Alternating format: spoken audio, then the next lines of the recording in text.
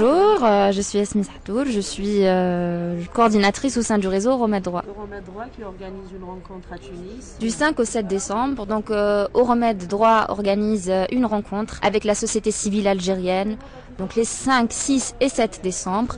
Le 5 décembre, on a eu l'occasion de faire une formation plaidoyer communication avec donc les membres algériens.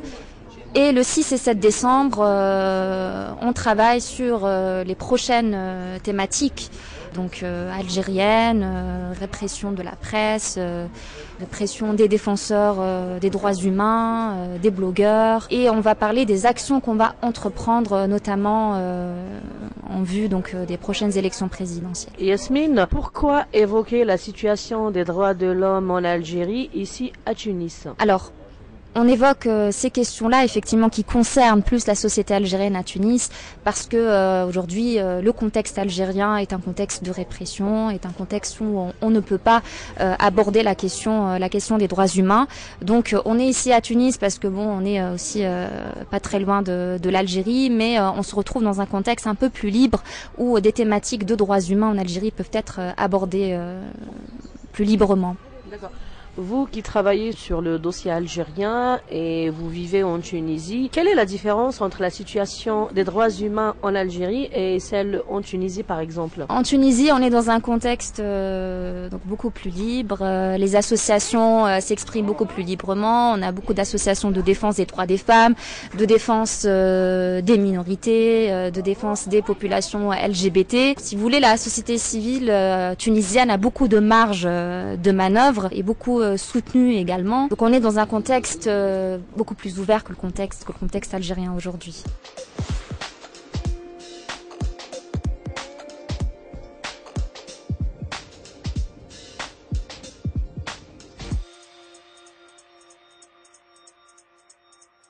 Maître Issa Rahman, vous êtes ici en Tunisie pour participer à la rencontre organisée par Euromède Droit. Qu'est-ce que vous pouvez nous dire de ce premier jour de la rencontre déjà? Vous avez évoqué quoi par exemple? On s'est attelé à travailler sur la stratégie de communication et les différentes stratégies d'alerte. Il ne faut pas oublier qu'on est à la veille, on est à 4 mois, 3 mois après de l'élection, d'une échéance électorale assez importante en Algérie qui est l'élection présidentielle. Et dans ce contexte, c'est un peu désolant le fait de se retrouver à Tunis. C'est un plaisir à la fois. Pourquoi? Parce qu'en Algérie, on n'arrive pas à se regrouper comme ça, vu la loi et le rétrécissement des espaces de la société civile. Ça reste pratiquement une impossibilité de travailler sereinement et aisément en Algérie. Et c'est un plaisir de retrouver nos amis et l'expérience tunisienne, pays voisins. Un contexte politique assez différent et du coup donc voilà, l'objectif de notre réunion c'est de travailler ensemble sur une stratégie d'alerte et de documentation sur ce qui peut arriver d'ici l'élection présidentielle, vu la volonté affichée du régime et des autorités algériennes à fermer davantage tout espace d'expression, mais aussi à orienter l'élection dans le sens voulu, en dehors de toute médiation, en dehors de toute consultation de la société civile et de l'opposition en général.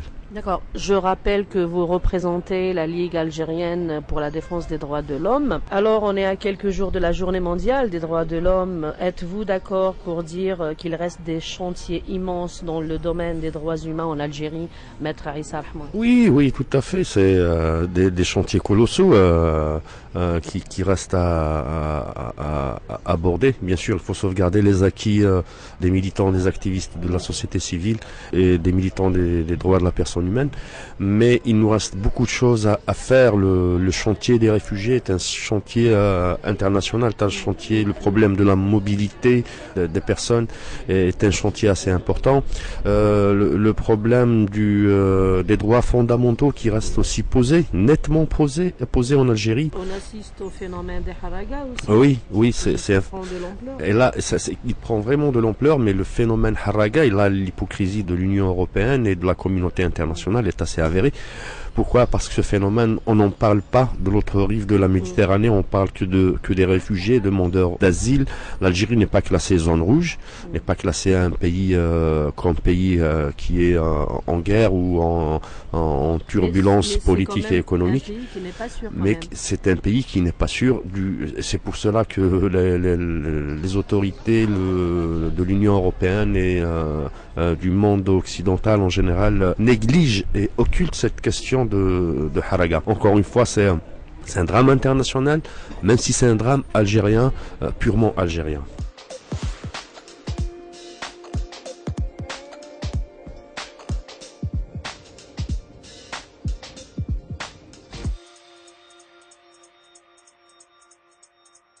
Monsieur Qaddour Chouicha, vous êtes ici en Tunisie, vous représentez le SNAPAP.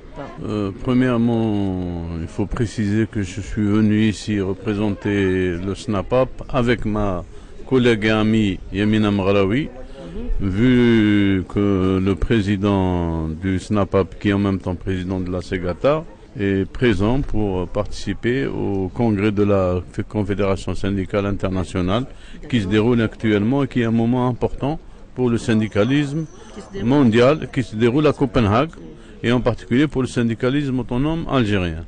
Donc maintenant, pour ce qui est de la rencontre, l'objectif, c'est de tracer une sorte de feuille de route pour pouvoir exercer des pressions soit au niveau interne en Algérie, soit au niveau externe, au niveau international, pour ramener les autorités algériennes à respecter les conventions et les mécanismes internationaux, que ce soit pour le monde associatif, que ce soit pour le monde syndical ou autre. Concernant justement la question syndicale, vous avez parlé tout à l'heure avec Madame Yamina. Quelle est la conclusion de cette journée? La conclusion, c'est qu'il faut amener les partenaires étrangers. Il faut d'abord que ce qui a été décidé par la commission d'application des normes du Bureau international du travail, que tout le monde soit informé de ce qui a été décidé pour que ça soit appliqué. Et il faut aussi pousser à ce que les partenaires étrangers de l'Algérie, en particulier un partenaire comme l'Union européenne, dans son travail, dans son dialogue avec l'Algérie, lui impose de respecter les recommandations de cette instance onusienne qu'est le Bureau international du travail à travers la commission d'application des normes. Ça ne sert à rien de dire on va essayer de faire pression, on va discuter, si on sait que le pays ne veut même pas respecter ses engagements internationaux. Et je répète que l'Algérie est passée devant cette commission en 2015, puis en 2017, puis en 2018. On a l'impression que c'est maintenant une routine de passer devant la commission et de s'en foutre de ses engagements internationaux. Et nous n'acceptons pas cela. Nous assistons depuis quelques semaines, dire même quelques mois, à une vague d'arrestations qui touche les journalistes, les blogueurs, même des défenseurs des droits humains. Nous sommes à quelques jours de la journée mondiale des droits de l'homme. Est-ce que vous croyez qu'il y a encore du travail à faire sur ce terrain au niveau algérien? Bien sûr, c'est même une nécessité. On ne peut pas fuir cette réalité. Il faut un travail de tous les jours, de toutes les bonnes volontés en Algérie pour faire avancer la question des droits de l'homme en Algérie. Et dans ce cadre-là, il y a nécessité d'une alliance objective, car nécessaire, de tous ceux qui travaillent dans ce champ-là. Donc c'est pourquoi aujourd'hui, vous avez un panel d'organisations qui sont très différentes, dont les préoccupations paraissent très différentes, mais en fait qui convergent tous vers le même objectif, c'est vers respecter par l'Algérie ses engagements internationaux et les conventions qu'elle a signées.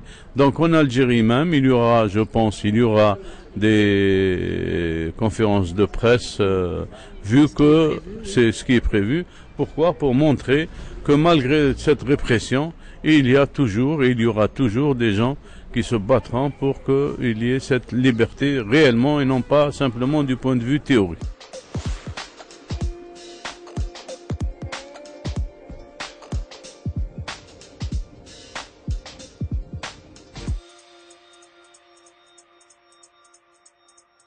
Donc, je suis Yamina Mghraoui, je Je suis la coordinatrice du Comité national des femmes travailleuses du SNAPAP. Nous sommes représentés dans tous les secteurs de la fonction publique. Nous travaillons actuellement sur 2 projets. Le premier projet qui est la violence faite aux femmes en milieu professionnel. Et dans ce cadre-là, nous comptons justement amorcer la campagne de sensibilisation pour faire pression sur le gouvernement algérien pour la ratification de la Convention d'Istanbul. D'un côté, d'un autre côté, nous menons un combat contre la violence faite aux femmes en milieu professionnel, d'autant plus que actuellement, il y a une révision de toutes les lois anciennes et la mise en place d'un nouveau système juridique qui précarise le travail et par conséquent, donc expose les femmes à toutes les formes de violence, notamment la violence économique, sociale, à laquelle la femme est confrontée quotidiennement en milieu professionnel. D'où votre présence ici à Tunis, à l'initiative d'Euromed Droit. Alors, qu'est-ce qui a été dit lors de ce premier jour de la rencontre, Madame Yamina? Donc, cette rencontre, alors c'est la 3e initiative justement qui a pour objectif de mettre en place une stratégie de protection des défenseurs de droits de l'homme, tels que les journalistes, les syndicalistes, les activistes, les blogueurs, les lanceurs d'alerte, parce que nous allons vers une situation assez complexe que nous craignons, c'est les présidentielles de 2019. Et avec cette échéance, nous craignons une escalade justement dans la répression vis-à-vis des partis ou de la société civile ou des défenseurs de droits de l'homme, des syndicalistes qui vont justement exprimer leur opinion vis-à-vis de cette situation, vis-à-vis de cette répression, vis-à-vis de cette dégradation sociale, vis-à-vis de tout le contexte social qui se resserre de plus en plus, surtout au niveau des libertés d'expression et des libertés fondamentales. Effectivement, il y a beaucoup de travail à faire. C'est d'abord se rencontrer, d'abord se tendre la main, d'abord aller les uns vers les autres, d'abord dépasser certaines différences, dépasser certains préjudices, parce que le régime ou le système travaille énormément sur la division, sur la suspicion, sur la confiance justement. Donc nous sommes en train d'œuvrer pour conjuguer tous nos efforts, coordonner nos efforts, trouver des espaces d'expression, dépasser nos différences et créer des dynamiques qui vont dans le sens de la liberté d'expression.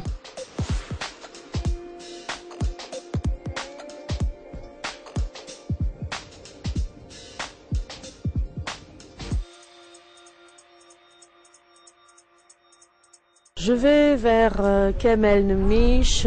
Vous êtes ici à Tunis, vous représentez RAJ, Rassemblement Action Jeunesse. Quelles étaient par exemple les questions soulevées par l'association RAJ? On est là aujourd'hui à Tunis, comme vous venez de le dire, justement avec Focus Group Algérie, Euromed, ses membres et ses partenaires, pour discuter justement de la stratégie à adopter, mais aussi de discuter et de parler, de soulever sur les questions qui nous intéressent tous, les droits humains, la liberté d'association, de réunion, les atteintes aux droits humains, mais aussi la question de la protection des défenseurs des droits humains, parce que c'est très important actuellement suite à la vague d'arrestations, de musulmans, aussi des libertés. Donc c'est une question qui revient d'une manière insistante. Donc la société civile, à travers ces organisations, ces ONG, est obligé d'avoir des stratégies de défense, mais aussi de solidarité et d'organisation. Donc, notre présence aujourd'hui s'inscrit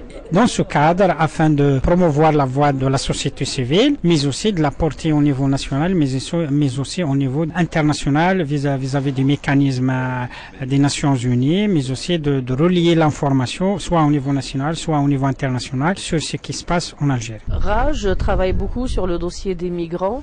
Est-ce que cette question a été soulevée aujourd'hui avec les représentants du réseau Euromed Droit? Justement, la question des migrants, on la travaille beaucoup. D'ailleurs, ça fait depuis des années qu'on essaye de mettre en avant cette question, mettre en avant un des fondamentaux de la liberté et des droits humains, c'est le respect de la dignité des migrants, mais d'une manière générale des humains. Donc cette question, elle est de l'une de nos priorités. On la soulève tout le temps dans toutes les occasions qui se présentent pour nous. D'ailleurs, c'est une question qui a été abordée lors du rapport qui a été soulevé en 2017 ou soulevé en 2018 devant le Conseil des droits de l'homme aux Nations Unies. On n'a pas été spécifiquement soulevé aujourd'hui parce que on n'a pas encore discuté de ça, mais c'est l'une de nos priorités. D'ailleurs, je rappelle que le 20e 21 et 22 décembre, on organise un séminaire à Mostaganem sur la migration, 12 jours, là où il y aura des tables rondes, aussi des débats assez sur la question des migrants, sur la question de la migration, mais aussi faire en sorte que la question migratoire en Algérie soit une question d'ordre national et justement pour la dignité.